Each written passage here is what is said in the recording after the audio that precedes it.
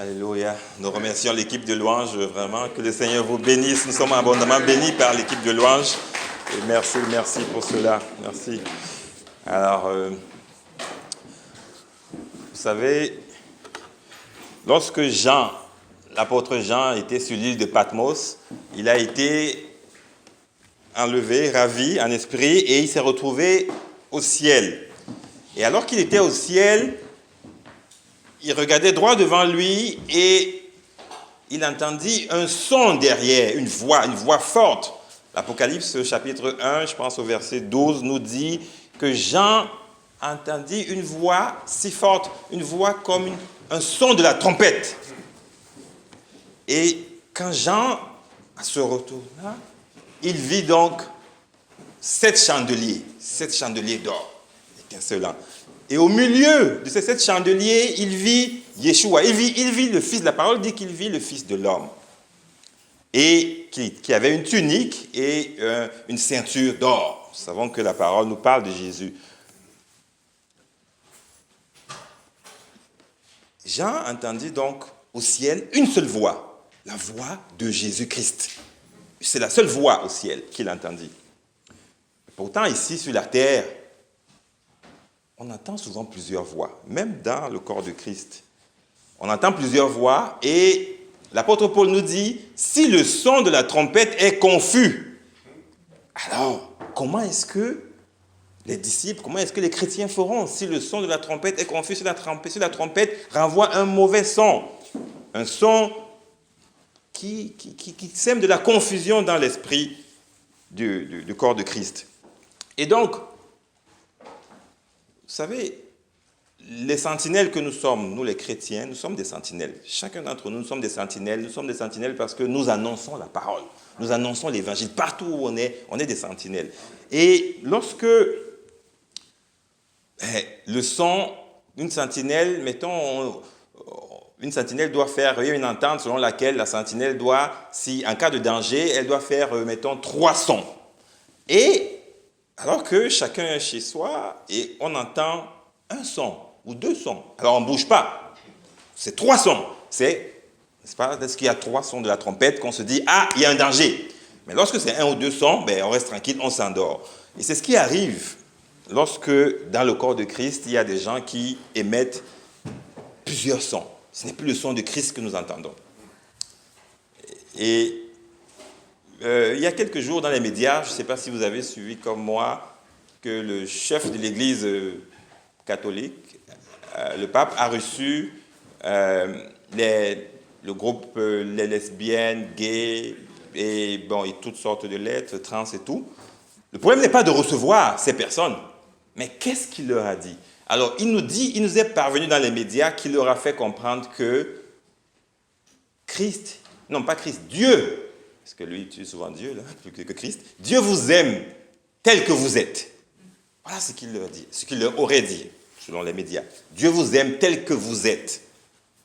Alors ça, c'est un son un peu confus, parce que si Dieu vous aime tel que vous êtes, ce qui veut dire quoi? En tout cas, moi, ce que je comprends de ça, c'est que je suis bien comme ça, je reste comme ça, puisque Dieu m'aime tel que je suis. Alors, que nous dit la parole? La parole, elle nous dit plutôt que Christ nous accepte tel que nous sommes. Nous venons à Christ tel que nous sommes. Viens à Christ tel que tu es. Mais lui, il dit, Dieu vous aime tel que vous êtes. Oui, c'est confus.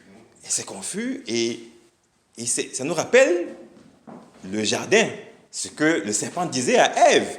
Dieu a-t-il vraiment dit ça? Oui, c'est ça s'émet de la confusion. On prend un petit peu de vérité et on rajoute, n'est-ce pas, du mauvais son. Donc, nous le voyons, un tel son ne pourra pas amener les personnes de ce groupe-là à demander une délivrance, à implorer le Seigneur. Pourtant, la parole n'a pas changé. Dieu a dit que ça, c'est une abomination. Ça ne changera pas. Dieu est le même. Il ne change pas de parole. C'est une abomination. Amen. Alors, oui, tu aimes les femmes ou tu vis avec les femmes, les hommes, tout ça. Mais viens vers Christ, viens à Christ tel que tu es et lui, il va te transformer. Lui, il va te changer. Parce qu'il est le seul qui peut apporter cette transformation dans notre esprit, dans notre âme, afin d'être régénéré. Donc, ces sons-là, et on trouve aussi, vous savez, dans les premières églises, même si Paul, Pierre et autres, chacun avait un endroit où ils allaient prêcher, mais cependant, le son était unique, c'est le même son.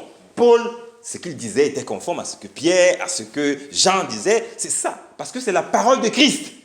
La parole de Christ, la parole que Jean a entendue dans le ciel. C'est ça la parole de Christ, ça ne change pas. Mais pourtant, aujourd'hui, on voit, il y a dans certaines assemblées, ou certains hommes de Dieu, évangélistes ou pas, ils disent,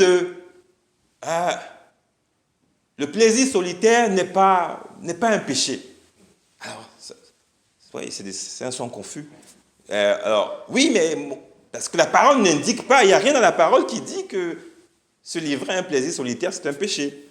Mais pourtant, nous savons que il y a des images souillées, il y a d'autres qui ramènent à tout cela. Mais vous voyez, c'est un son confus. Le son est confus. Et lorsque le son est confus, qu'est-ce qui se passe? Les fidèles, ceux qui sont assis dans l'assemblée, ils s'endorment. Ils s'endorment et lorsque, cette fois-ci, le véritable son de la trompette de Yeshua sonnera, ils ne pourront pas, ils vont rester endormis, comme les 5 vierges, les 5 vierges folles. C'est ça ce qui se passe. Donc, il est important d'être une lettre de Christ. D'ailleurs, c'est ce que la parole nous dit. Paul nous dit, nous sommes une lettre de Christ. C'est le message ce matin, c'est « Êtes-vous une lettre de Christ » Êtes-vous une lettre de Christ? Je crois que c'est dans 2 Corinthiens, plutôt 1 Corinthiens, je veux dire ça parce que je n'ai pas préparé. 1 Corinthiens 3, je pense. Vous êtes une lettre de Christ. 1 Corinthiens, chapitre 3. 1 Corinthiens, chapitre 3. Je pense que le verset 3. 1 Corinthiens, chapitre 3. Une lettre du Christ. Est-ce que c'est ça? Oui, c'est ça. 1 Corinthiens chapitre 3. On va jouer quand je lis. Je vais lire pour vous. Moi, j'ai une version Le Semeur. Alors, en parlant, chapitre 3, en parlant ainsi, commençons-nous de nouveau à nous recommander nous-mêmes, ou avons-nous besoin, comme certains, de vous présenter des lettres de recommandation, ou de vous en demander? Notre lettre, c'est vous-même. Une lettre écrite dans notre cœur, que tout le monde peut connaître et lire. Verset 3. Il est évident que vous êtes une lettre que le Christ a confiée à notre ministère et qu'il nous a fait écrire, non avec de l'encre, mais par l'Esprit du Dieu vivant. Non sur des tablettes de pierre, mais sur des tablettes de chair, sur vos cœurs. Éternel, notre Dieu, notre Roi, Yahweh Père, je te rends grâce. Je te rends grâce ici parce que tu nous as permis de nous rassembler ici par ce temps afin de partager ta parole, oui Père éternel, afin de nous approcher de toi encore une fois de plus. Que ce message soit, Père éternel, ton inspiration. C'est toi, oui, oh Yahweh, qui nous conduit. Merci pour tout, dans le nom de Jésus-Christ. Amen. Amen. Donc, êtes-vous une lettre de Christ? Donc, c'est ça. Paul nous demande, Paul nous affirme que nous sommes une lettre de Christ. Alors, je voudrais qu'on réfléchisse ce matin un petit peu sur la lettre. La lettre. Une lettre, à quoi sert une lettre? Une lettre, elle sert à communiquer. À communiquer, c'est une communication. Cependant, examinons un petit peu les caractéristiques d'une lettre. Une lettre a d'abord un auteur et un destinataire. L'auteur, quand la parole nous dit que nous sommes une lettre de Christ, l'auteur, c'est bel et bien Christ. C'est Christ qui est l'auteur de cette lettre. Notre vie est une lettre de Christ. Et le destinataire, c'est le monde. Le mandat que Christ nous a donné, ne l'oublions pas, c'est aller et faites de toutes les nations des disciples. Non pas des chrétiens, mais des disciples. Alors, les caractéristiques d'une lettre, la première chose, c'est qu'une lettre, elle doit être lisible. Si on vous donne une lettre et que vous n'arrivez pas à lire, parce que manifestement c'est écrit, je ne sais pas, en tout cas vous n'arrivez pas à lire, elle n'est pas lisible, ça pose un problème. Et nous, lorsque nous sommes dans le monde, si on est les personnes qui nous entourent ou avec lesquelles on a des interactions n'arrivent pas à lire également nos pensées, pas nos pensées, mais je veux dire l'expression de notre pensée. Il y a comme une confusion. On parle des choses. Mettons, on parle de Jésus, mais quand on en parle, j'ai une collègue comme ça, elle parle de Jésus, mais quand tu rentres dans son bureau, tu trouves des statues de Bouddha, vous avez les 3 statues des choses et tout. Et quand je lui pose la question, mais tu es chrétienne, mais qu'est-ce que tu fais avec ça? Elle dit non, c'est juste cute d'avoir des statues comme ça. Ouais, c'est beau. Ça, c'est confus, c'est vraiment. Alors, cette personne-là, c'est une lettre, mais une lettre qui, en tout cas, c'est une lumière qui ne luit pas. Alors, Jésus nous a dit, ne mettez pas la lumière sous le boisseau, la lumière doit éclairer. Et nous sommes, à travers Christ en nous, la lumière. Donc, on doit émettre une lumière qui est lisible dans notre vie. Donc, c'est ça, la lettre doit être lisible. Ensuite, la lettre doit être limpide, doit être claire.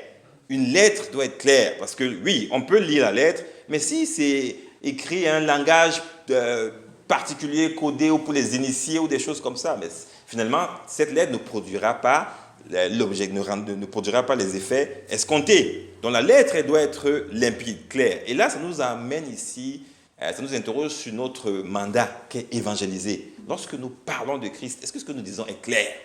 Est-ce que c'est limpide? Il ne s'agit pas de venir partager la parole ou alors des versets à des gens qui n'ouvrent même jamais la Bible. J'ai toujours pensé que le plus important, c'est de témoigner. Qu'est-ce que Christ a fait dans notre vie? Ça, c'est plus efficace. Qu'est-ce que Christ a fait dans la vie de chacun d'entre nous? Parce que chacun d'entre nous a une histoire. Chacun qui a rencontré Christ a une histoire. Et donc, il est plus simple de dire, et c'est plus vrai d'ailleurs, lorsqu'on vient témoigner, je dis, tu sais, voici ce que Christ a fait pour moi. J'étais comme ça avant. Quand j'ai rencontré Christ, je suis devenu une nouvelle créature, une nouvelle personne. Comme il nous est dit dans 1 Corinthiens 5, 17, les choses anciennes sont passées et maintenant, toutes choses sont devenues nouvelles. Donc, on doit rendre un son clair, limpide, lorsque nous sommes dans le monde.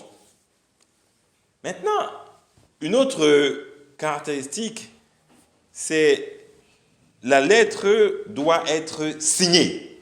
Une lettre doit être signée parce que ce soit dans le monde ou dans l'administration ou ailleurs, une lettre qui n'a pas de signature, qui ne porte pas de signature, n'en est pas une. On ne sait pas qui en est l'auteur, on ne sait pas, en tout cas, elle n'a aucune valeur juridique, aucune autre sorte de valeur. Une lettre qui n'est pas signée.